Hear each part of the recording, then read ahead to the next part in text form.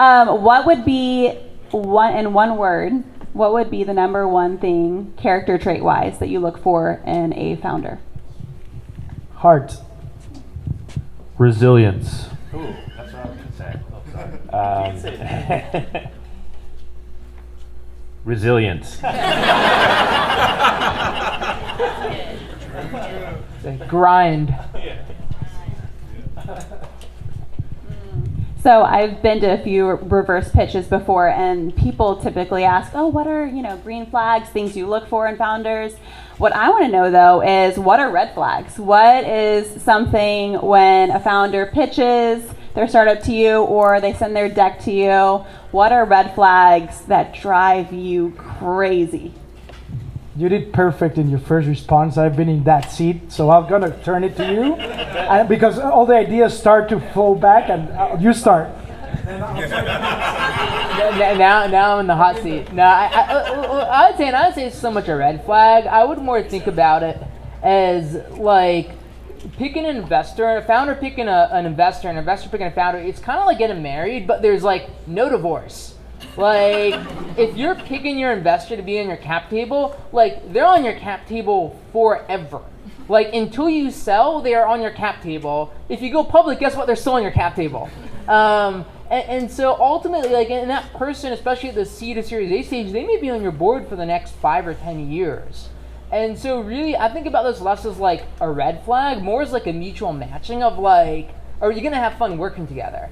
Because if we're not, like, life is too short. And I think on both sides of the table, like, you should be looking at your investors and figure out, like, am I going to want to see them, every other month or every quarter in a board meeting for the next decade? And am I going to want to email back and forth with them in between? And are they going to be able to provide the help to help me build my business, provide the resources? Do their firm have the resources they can provide me? And, like, so I would really be thinking about, like, not a red flag, but like I'm thinking about, hey, am I gonna enjoy working with them, and is it gonna be a productive relationship, and vice versa? And I'm thinking if either side of the table the answer is no, there's a lot of other investors. Go, find someone else that's gonna be more compatible with your style. And there's no right answer to style. But that would be my 2 cents. Well, founders, I think the thing that I've learned, I've been in venture for about 6 years, not as long as I think some folks, but founders have the hardest job, and I think there's a lot of investors that I think they know more about the founder's business than the founders know, and I think that's most of the time not the case. So dovetailing into that, I guess a red flag is investors will provide some guidance of things that they may have seen in investing in a ton of other companies. So I think if you can understand that the relationship, if there's that sort of symbiotic relationship of like, hey, you know your business better than I do, but we've also see a lot in the market. So, I say this a lot, like, don't take my advice, take my advice, with a grain of salt if it's on the business, right? Like that's us just like kind of ideating, like, hey, like, what if you tweak your persona that you're targeting from a go-to-market perspective? Could that help unlock things, right? Like, I'd say take that with a grain of salt, but then I say, hey, like, advice on like patterns of fundraising or burn, like things that we see day in and day out.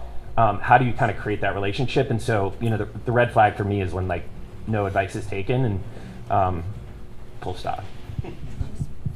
Yeah, I think to piggyback off of that, like, coachability is important, and to your point, as an investor, there's a ton of instances where we want to offer an opinion, and so during our kind of courtship, our diligence process, we'll often throw out maybe something that we think could be adjusted or changed, and we don't necessarily expect that to be implemented. We want to see how you respond to the suggestion, and if its immediate answer is no, I'm not doing that without even any consideration, that is, by definition, to answer your question, that is a red flag.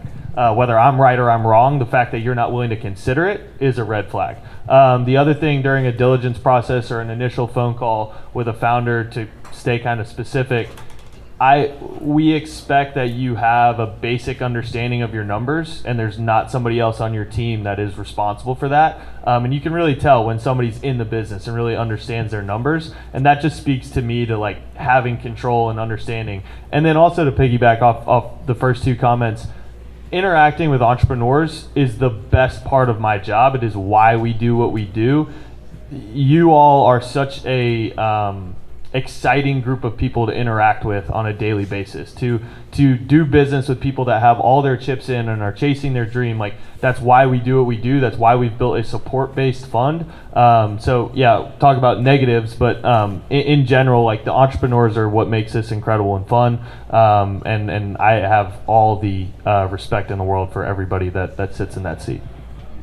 Thank God I didn't run out of ideas. So for this one, I always go back to my MBA. There's a paper at Harvard called The Top 10 Lies of Entrepreneurs.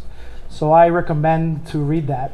And that's the 10 red flags that they see in the market. So for me, a very typical red flag is we don't sign NDAs. That's a very typical one. When a first approach with an entrepreneur comes in and says, hey, can you sign an NDA?